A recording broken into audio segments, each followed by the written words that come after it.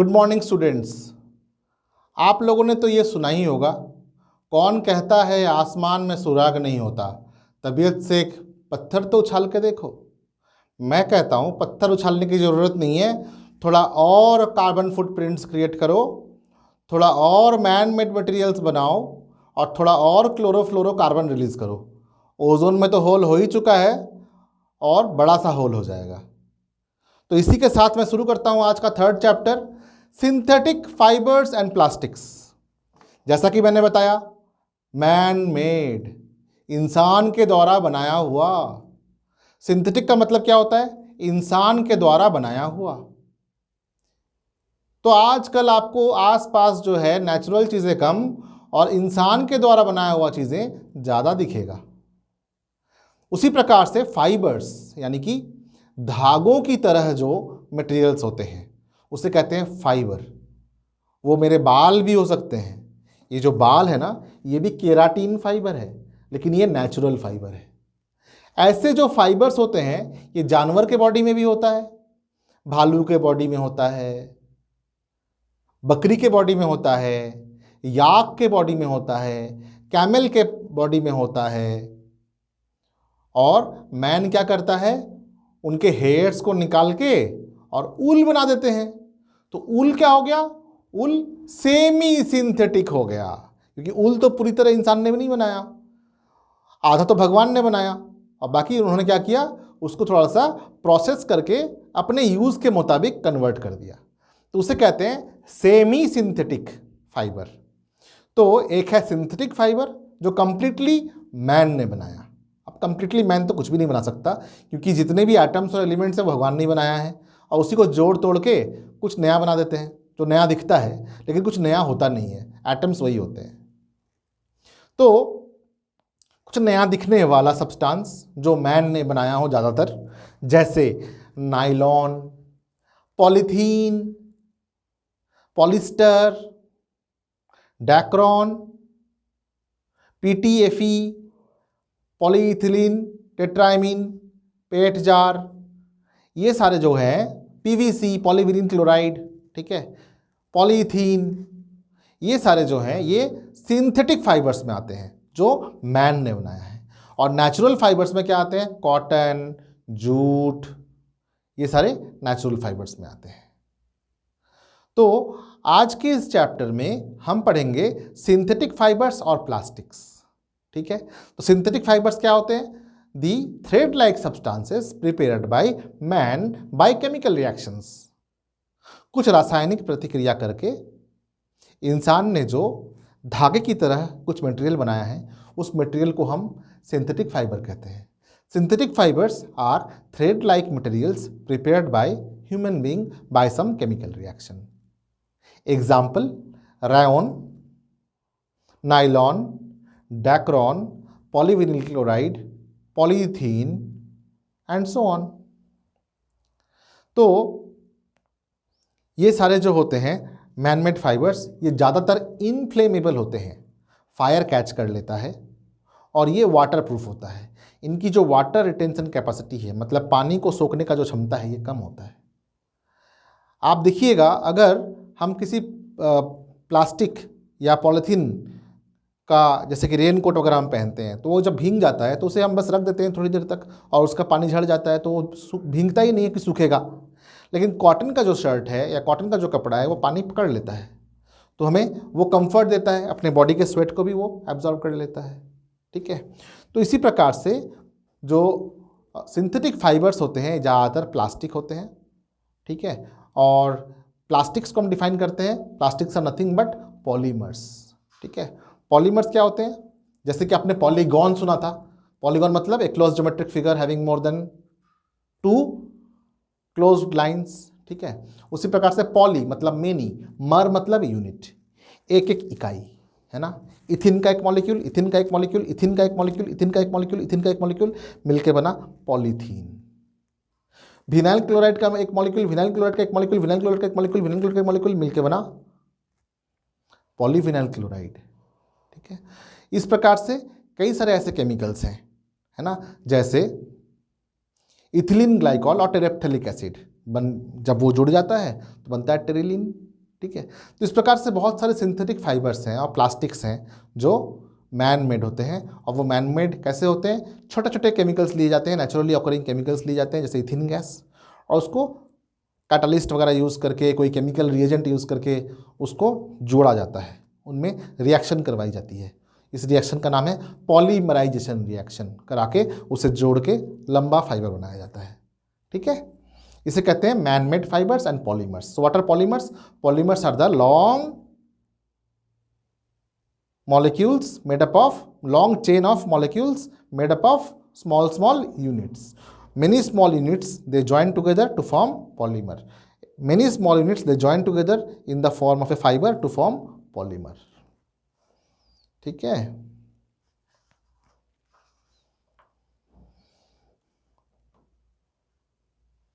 अब कुछ semi synthetic fibres जो कि मैं आपको बता रहा था, इसे रीजेनरेटेड सिंथेटिक फाइबर भी कहते हैं, जैसे रेयॉन। तो रेयॉन को हम सेल्यूलोज यानी कि कागज़ से ही बना सकते हैं। ठीक है, तो एक प्रोसेस है जिस प्रोसेस में हम क्या करते हैं, लकड़ी के या कागज़ के पल्प लेते हैं। पल्प को लेने के बाद उसका हम एक विस्कॉस बनाते हैं। विस्कॉस मतलब एक बहुत चिपचिपा सा सब्सटेंस बनाते हैं और उसको एक पतले नोजल से निकालते हैं, बहुत पतले से नोजल से निकालते हैं। जैसे वो पतले से नोजल से निकलता है तो उसको सल्फ्यूरिक एसिड में डालते हैं, सॉल्वेंट में डालते हैं, और वो सॉल्वेंट में सॉलिडिफाई होता जाता है। तो ये जो रेयॉन है इसे हम आर्टिफिशियल सिल्क भी कहते हैं, क्योंकि इसको टच करने से जो टेक्सचर फीलिंग होती है ना, टच करने से जो फील होती है उसे कहते हैं टेक्सचर। इसकी टेक्सचर जो है सिल्क की तरह होती है। ये वाटरप्रूफ होता है, ये जल्दी ड्राई हो जाता है, ये लाइट वेट होता है और इनफ्लेमेबल भी होता है, यानी कि फायर कैच कर लेता है। इसलिए इसे हम कहते हैं आर्टिफिशियल सिल्क। रेयॉन जो है एक आर्टिफिशियल सिल्क है, और इस प्रकार के आर्टिफिशियल सिल्क को लो कॉस्ट गारमेंट्स और हाई फैशनेबल गारमेंट्स बनाने में भी यूज़ की जाती है। ठीक है, जो कि मूवीज़ में जाते हैं, बहुत चमकीले कपड़े पहनते हैं, जहाँ पे सिल्क बहुत कॉस्टली हो सकता है तो रेयॉन यूज़ कर लेते हैं। ठीक है, और ट्रू सिंथेटिक फाइबर्स मतलब ऐसा हुआ कि वो फाइबर था ही नहीं पहले कभी, और कुछ केमिकल्स लिए गए और उनको जोड़ के बनाया गया। ठीक है, वैसे नाइलॉन आपको पता होना चाहिए कि जो वर्ड है ये आया है न्यूयॉर्क और लंदन से, न्यूयॉर्क और लंदन। तो नाइलॉन का आविष्कार ठीक एक ही समय में दो साइंटिस्ट ने अलग अलग जगह पर, न्यूयॉर्क में और लंदन में किया था, इसलिए इसे नाइलॉन कहा जाता है। ठीक है, तो प्रॉपर्टीज़ ऑफ सिंथेटिक फाइबर, इनके गुण क्या क्या होते हैं? जो सिंथेटिक फाइबर्स के प्रॉपर्टी हैं वो हैं, सबसे पहला तो स्ट्रेंथ। कॉटन जल्दी फट जाएगा, लेकिन रेयॉन, नाइलॉन जल्दी फटेगा नहीं। आपने नाइलॉन का बैग बनते हुए देखा होगा, रोप बनते हुए देखा होगा, रस्सी बनते हुए देखा होगा, नाइलॉन का पैरासूट बनते हुए देखा है आपने। ठीक है, पैरासूट के जो धागे होते हैं, जिसको जो पैरासेलिंग करने वाले होते हैं पकड़े रहते हैं, ठीक है, वो नाइलॉन के बने हुए होते हैं, क्योंकि वो वाटरप्रूफ होता है और स्ट्रांग भी होता है, टूटता नहीं है जल्दी। नाइलॉन के धागे को हम टांग के उसके ऊपर कपड़े भी सुखाते हैं, क्योंकि वो टूटता नहीं है जल्दी। नाइलॉन के धागे से हम लिफ्ट भी ऑपरेट करते हैं कभी कभी। कुएं से पानी निकालने के लिए भी नाइलॉन के रोप को यूज़ करते हैं। ठीक है, किसी को अगर बांध के ऊपर उठाना हो तो हम नाइलॉन की रस्सी का यूज़ करते हैं। तो नाइलॉन की रस्सी जो है बहुत कड़ी होती है और बायोडिग्रेडेबल भी नहीं होता कि वो देर से सड़ जाए। अगर जूट की रस्सी लें तो धीरे धीरे वो सड़ भी जाता है, क्योंकि वो नेचुरल है, उसे माइक्रोब्स लग सकते हैं। और आपको पता है कि जब भी कोई डेड एंड डिकेइंग मैटर होता है तो उसके ऊपर फंगी लग जाती है, और फंगी लग जाएगी तो डिकम्पोज हो जाएगा वो। ठीक है, तो बैक्टीरिया भी एक्ट करती है उसके ऊपर। इसलिए कॉटन, जूट, इसके जो बने हुए फाइबर्स होते हैं वो डिकम्पोजेबल होते हैं, लेकिन जो सिंथेटिक फाइबर्स होते हैं वो नॉन बायोडिग्रेडेबल होते हैं, डिकम्पोज नहीं करते हैं। नॉन बायोडिग्रेडेबल मतलब उसके ऊपर माइक्रोब्स एक्ट नहीं करते हैं, उसे माइक्रोब्स डिकम्पोज नहीं कर सकता। दूसरा, इलास्टिसिटी, ये इलास्टिक होता है। आप कॉटन के रोप को या कॉटन के धागे को बहुत जल्दी तोड़ सकते हैं, लेकिन नाइलॉन के धागे को आप नहीं तोड़ सकते। नाइलॉन के धागे को आप नहीं तोड़ सकते। दूसरा, मॉइस्चर एब्जॉर्बेंसी, ये मॉइस्चर को कम एब्जॉर्ब करता है। नाइलॉन, रेयॉन, ठीक है, पॉलीथीन, ये मॉइस्चर एब्जॉर्ब बहुत कम करता है या फिर करता ही नहीं है। ठीक है, लेकिन कॉटन, जूट, ये मॉइस्चर ऑब्जर्व करता है, पानी को एब्जॉर्ब कर लेता है। Resistance to biological attack, biological attack मतलब माइक्रोब्स अगर उस पर अटैक करे तो माइक्रोब्स उसको डिकम्पोज नहीं कर सकता, माइक्रोब उसे छोटे छोटे मॉलिक्यूल्स में नहीं तोड़ सकता। डिकम्पोज का मतलब to break the bigger molecule into smaller molecule, ये नहीं हो सकता। Effect of acids and alkalis, आप देखेंगे कि बहुत सारे केमिकल्स को प्लास्टिक के डब्बे में रखी जाती है और वो ख़राब नहीं होता, लेकिन हम बहुत सारे केमिकल्स को कागज़ के डब्बे में नहीं रख सकते क्योंकि वो ख़राब हो जाएगा। कपड़े के बैग में हम नहीं रख सकते क्योंकि वो ख़राब हो जाएगा, लेकिन हम प्लास्टिक के डब्बे में या प्लास्टिक के बैग में हम केमिकल्स को रख सकते हैं क्योंकि उस पर उसका कोई इफ़ेक्ट नहीं होता। इसलिए आप देखेंगे कि बहुत सारे मेडिसिन्स को प्लास्टिक के बोतल में या पैकेट्स में रखे जाते हैं। Effect of heat, effect of heat से क्या होता है, अगर आप पॉलीथीन को, नायलॉन को गर्म करेंगे तो वो पिघल जाएगा, जल जाएगा या फिर आग पकड़ लेगा। इसलिए कहते हैं कि हमेशा कॉटन के कपड़े पहन के ही आप किचन में काम करें। अब कुछ एग्जांपल्स हैं। रायोन, ठीक है, रायोन को कैसे बनाया जाता है, वुड पल्प से बनाया जाता है, ठीक है। लकड़ी के जो पाउडर होते हैं उस पाउडर को पानी में बहुत दिनों तक रखा जाता है, फिर उसमें सोडियम हाइड्रोक्साइड से उसको ट्रीट की जाती है और फिर उसका एक पेस्ट सा बनता है ना, एक पेस्ट सा, फेविकॉल जैसा एक पेस्ट बन जाता है। उसको फिर हम सल्फ्यूरिक एसिड से पास कराते हैं और वो सॉलिडिफाई हो जाता है। इंजेक्शन के सिरिंज से हम पास कराएंगे और पतला पतला धागा रायोन का निकलता जाएगा। ये एक्सपेरिमेंट आपको क्लास 11 में आगे जाके करना भी है, ठीक है। तो रायोन को हम कहाँ कहाँ यूज़ करते हैं, रायोन को हम जैकेट बनाने में, स्पोर्ट्स शर्ट बनाने में, स्पोर्ट्स वियर बनाने में, सूट्स बनाने में, स्विमिंग सूट्स बनाने में, टाई बनाने में यूज़ करते हैं, ठीक है। और होम फर्निशिंग में जैसे कि बेड स्प्रेड्स, उसके बाद कर्टेन, ब्लैंकेट्स, टेबल क्लॉथ, है ना, इस प्रकार के सामान बनाने में हम इसको यूज़ करते हैं। इंडस्ट्रियल यूज़ क्या क्या है, इंडस्ट्रियल यूज़ ये है कि जो सर्जिकल इंस्ट्रूमेंट्स होते हैं, ठीक है, या फिर सर्जिकल क्लोथ्स होते हैं या फिर कोई सर्जिकल धागे होते हैं, ठीक है, उसको भी हम, उसमें भी हम रायोन यूज़ करते हैं। नायलॉन, नायलॉन को एक वंडर पॉलीमर कहा गया है, ठीक है, क्योंकि ये काफ़ी स्ट्रॉन्ग है, इलास्टिक है, हल्का है और शाइनी भी है। बहुत स्ट्रॉन्ग है और हल्का भी है, डेंसिटी बहुत कम और स्ट्रेंथ बहुत ज़्यादा, घनत्व बहुत कम और स्ट्रेंथ बहुत ज़्यादा, ठीक है।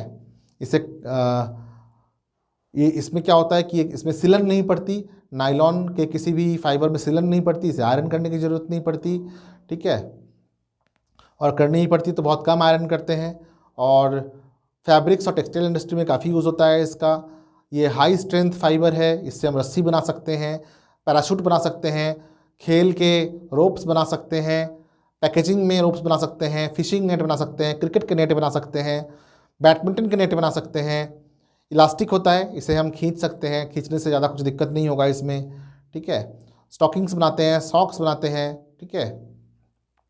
फिर पॉलिस्टर, पॉलिस्टर भी एक प्रकार का मैनमेड फाइबर है। इसके केमिकल प्रॉपर्टीज़ और केमिकल स्ट्रक्चर जो आगे पढ़ना है आपको, क्लास 8 में नहीं पढ़ना, ठीक है। और पॉलिस्टर जो है ये नायलॉन की तरह ही होता है, ये रिंकल रेजिस्टेंट होता है।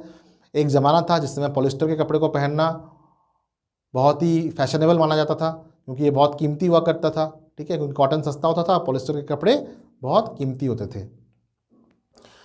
तो यूज़ ऑफ पॉलिस्टर कपड़े बनाने में, फैशनेबल कपड़े बनाने में ज़्यादातर, जैसे स्कर्ट्स, सूट्स, ट्राउज़र्स, है ना, टॉप्स, इस प्रकार के जो गारमेंट्स होते हैं जो फैशन में काम आता है ज़्यादातर, उसमें पॉलिस्टर यूज़ की जाती है।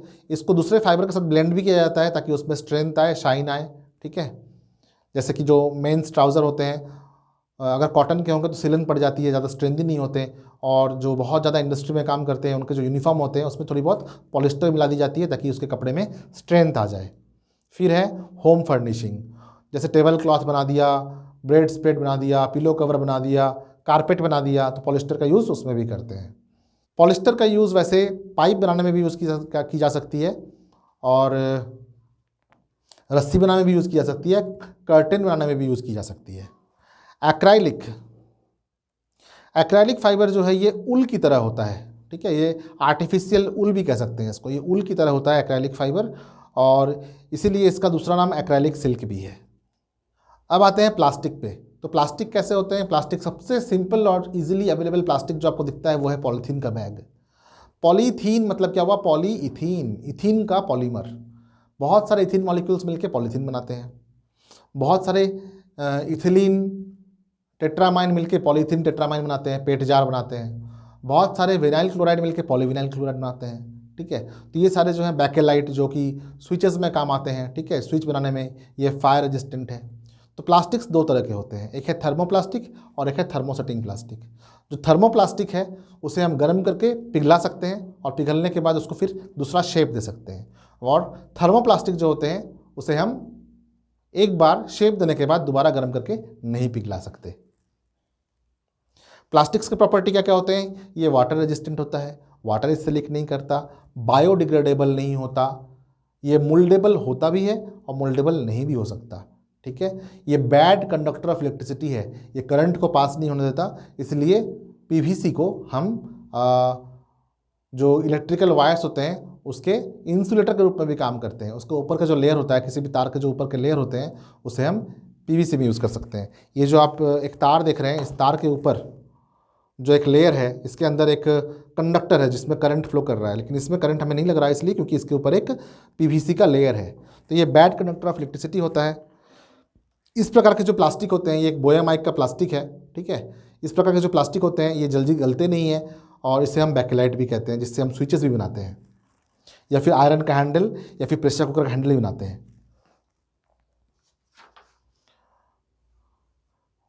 प्लास्टिक का हमारे एनवायरनमेंट पे क्या असर है? प्लास्टिक का हमारे एनवायरनमेंट पे ये असर है कि जैसे जैसे हम प्लास्टिक को यूज़ करते जा रहे हैं, यूज़ करने के बाद उसे हम ऐसे ही यहाँ वहाँ गिरा देते हैं। ऐसे ही यहाँ वहाँ गिराने से क्या होता है कि जो मिट्टी है उस मिट्टी में प्लास्टिक जम जाती है और बारिश की पानी जो है वो अंडरग्राउंड तक नहीं पहुँच पाता। अंडरग्राउंड वाटर के जो पहले लेयर होते हैं उसे कहते हैं एक्वीफर। देखा जाता है कि जहाँ पे ज़्यादा अर्बन लोग रहते हैं, शहरी लोग रहते हैं, जहाँ प्लास्टिक का ज़्यादा यूज़ होता है, वहाँ पे वाटर लेवल का स्तर नीचे हो गया है, यानी कि एक्वीफर में पानी अब नहीं दिख रहा। उसका मतलब क्या है कि हमने प्लास्टिक का एक लेयर ऐसा बिछा दिया है ज़मीन के नीचे, पृथ्वी के क्रस्ट के ठीक नीचे, या ऊपर का जो लेयर है उसका ठीक नीचे, कि ये आगे पानी अंडरग्राउंड तक नहीं जा रहा। इसलिए हम कहते हैं कि प्लास्टिक को हमेशा रिसाइकिल करें, रीयूज़ करें और रिड्यूस करें। 3R प्रिंसिपल है, ट्रिपल R। प्लास्टिक को हम रीयूज़ कर सकते हैं, रिसाइकिल कर सकते हैं और रिड्यूस कर सकते हैं, कम यूज़ करें। ठीक है, इस प्रकार से आप अपना एनवायरनमेंट का रक्षा भी कर सकते हैं। तो ये पूरे चैप्टर का सार था और मैंने आपको ये जो टॉपिक है आप ही की किताब से पढ़ाया है ताकि आप घर पे अपने किताब को रेफ़र कर पाएँ। ठीक है, मैंने कुछ भी इसमें अपने मन से या अपने ज्ञान से आपको नहीं बताया, क्योंकि आपको इस टेक्स्ट बुक से ही पढ़ना है और मैंने आपको पेज वाइज पेज इस टेक्स्ट बुक से ही पढ़ाया।